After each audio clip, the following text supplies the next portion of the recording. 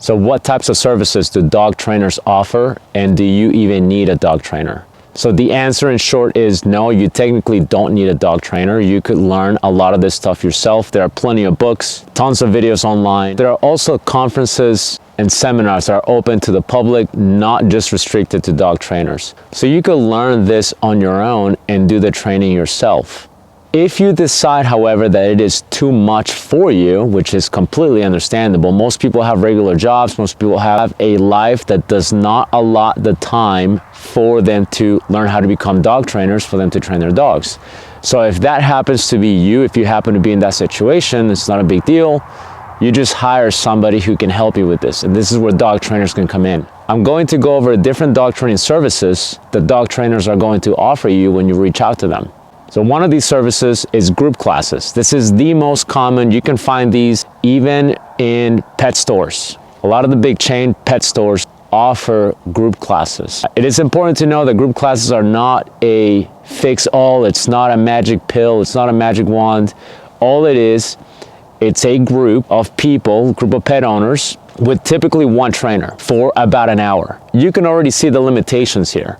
It is one trainer with a group of dog owners with dogs, and you only have 1 hour. So there can certainly be a lot done in that group class, in that session, but it does have its limitations. It's a good start. It's a good place for you to get your feet wet, for you to understand the training process a little bit, but that also depends on who your trainer is. So that is one of the services, it's group classes. The advantage and the biggest draw for group classes is that it's the cheapest service that could be offered. You're typically gonna pay a lot less, but you're also gonna get a lot less. The next service is private lessons. So the private lessons, you're still gonna get the one trainer, you're still gonna get about an hour of their time, but the difference is you're going to get the entire session to yourself. It's just you and your dog. So private lessons are typically ideal compared to group classes because in private lessons, you are the sole focus of that trainer for that amount of time. Now this is great for customization, meaning the trainer can really focus on your specific goals, your specific needs, your specific dog, and the training can be tailored in a way that it cannot be done in a group setting. Personally, I'll offer these with behavioral cases. Sometimes I'll offer it as an alternative to boarding and training, but private lessons are ideal for a number of different reasons. The next service is day training. Now, I personally don't offer that, but day training, it is a common one in certain dog training businesses. So day training is very similar to daycare. You know, in a daycare, you will leave your dog at a facility for the day, and during that time that you're gone, your dog will be getting some sort of recreational activity like walks, or even daycare, meaning the dog is socializing with other dogs. So day training is a little bit different in that day training, you are leaving your dog while you're gone at work and you are picking him up later that day.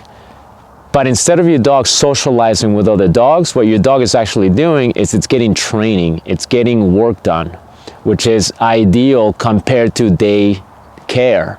So day training is a much, much better alternative. Day training is also ideal if you have a very busy schedule. You don't want to leave your dog in the house for like 6 to 8 hours by themselves. The next service I'm going to be going over is boarding and training. Boarding and training is exactly what it sounds like.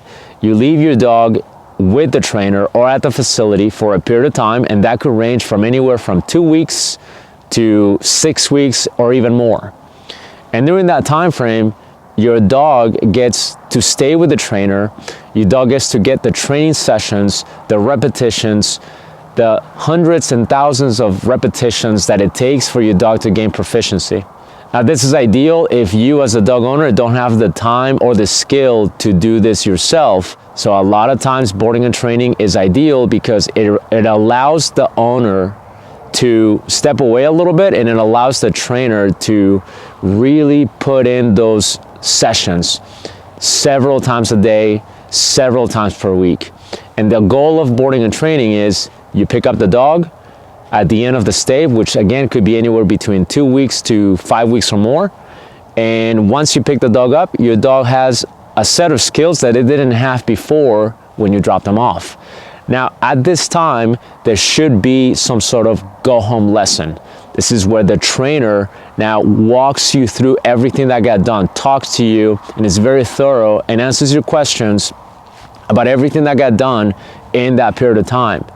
I've heard horror stories where the trainer just handed the dog to the client and the client had no idea what to do. It really depends on who's offering the service and what type of person is offering the service. The other thing that I wanted to go over with boarding and training is it is typically the more expensive one because the trainer is now putting a lot more time into your dog. So it is the more expensive one if you look at it from a perspective of all of the payment that it's going to cost you. Yes, it is very expensive right off the bat. Now, the other thing about boarding and training, it's also that it is the one service that has gotten the most abused.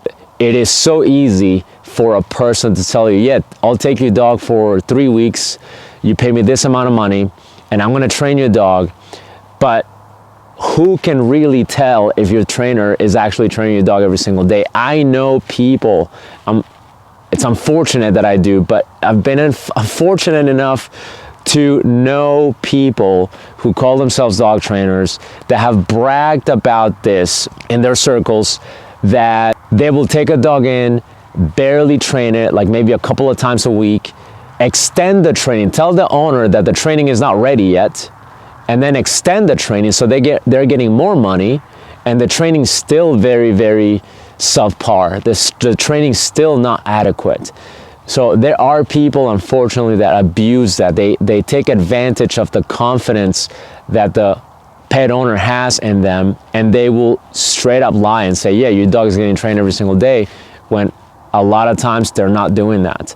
It also is the service where a lot of dogs have gotten abused, where you've heard of dogs, you know, we've seen dogs in the industry. You probably haven't if you're a pet owner watching this, but if you're a dog trainer watching this, you're very aware that this is the one service where the shit hits the fan normally. This is where dog trainers will just go all out abusive. Like, they'll neglect the dog, they won't feed the dog, they'll leave training equipment on the dog for days, causing sores all over the dog will get injured. This is the service where a lot of dogs, unfortunately, have gotten really ill, have gotten literally abused, and in some instances have died, have gotten injured, have died, just a bunch of things. So it is, unfortunately, a great service that has gotten tainted by these people who are very unethical, who call themselves dog trainers, but in fact, they're just trying to get a quick paycheck and giving you the bare minimum. So essentially, those are the services. Now, how you navigate through this with each dog trainer, the whole book basically tells you about that. The book is going to tell you how to find the red flags, how to screen the dog trainers, what certain keywords you're looking for so that you know that this person is legitimate, or to give you an idea that this person maybe is not the type of person you want taking care of your dog. If you like this video, please like and subscribe. On the next video, I'm going to be touching over a different chapter in the book, so stay tuned for that one. And there are also conferences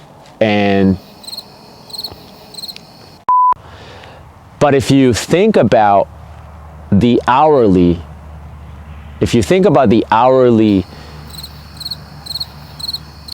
you are paying for the trainer's time. You are paying for the trainer's time. It is unfortunately the one service that has gotten the most